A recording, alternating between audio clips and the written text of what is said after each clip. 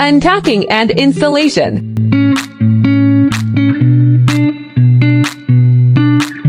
Install the wheels. Use wrench to remove the front axle. Note that the spacer is a little bit protruding and needs to be stuck into the groove of the axle. Assemble the handlebars to the frame. Bend the handlebars so we can fix the screws first. Arrow to arrow colors correspond. Install the display screen.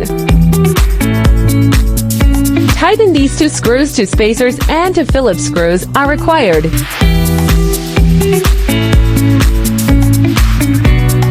Install the headlights and fenders. Fix the position of the headlight and lock the screw.